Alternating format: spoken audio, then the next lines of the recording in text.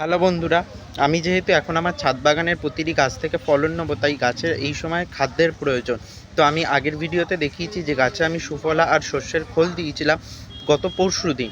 এবার আজকে আমি সেই গাছেই দিয়ে দেবো কি, আমি যে সবজির খোসা বাড়িতে ভিজিয়ে রাখি, সেই সবজির খোসা ভেজানো জল আজকে আমি প্রতিটি গাছে দিয়ে দেবো আমার ছাদ বাগানে। আমার ছাদ বাগানের ফলন যথেষ্ট ভালো হয়েছে। একটাই সমস্যা হচ্ছে, গাছে একটু পোকার আক্রমণ হচ্ছে, যার জন্য আমি নিম তেল বা নিম খোল ব্যবহার করে থাকি। আমার প্রতিটি গাছে এবছর ফলন ভালোই হয়েছে, কিন্তু কপি গাছগুলোতে এখনও পর্যন্ত কপির দেখা মেলেনি। জানি না কী কারণে, হয়তো খুব শীঘ্রই কপি বেরোবে গাছগুলোতে।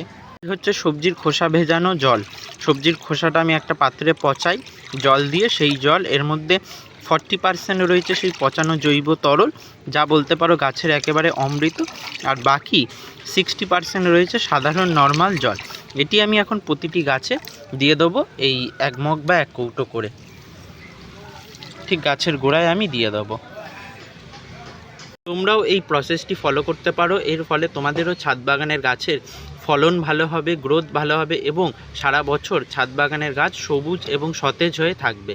আজকের ভিডিওটা এই পর্যন্তই। যদি তোমাদের ভালো লাগে লাইক করবে, কমেন্ট করবে এবং সকলের সাথে শেয়ার করবে। আর আমার ইউটিউব চ্যানেলে যারা এখনও সাবস্ক্রাইব করোনি, জলদি চ্যানেলটা সাবস্ক্রাইব করে নাও। আর তোমরা সকলে 600 সাবস্ক্রাইবার কমপ্লিট করে দিয়েছো, তো জলদি ওটা 1000 করে দাও। তার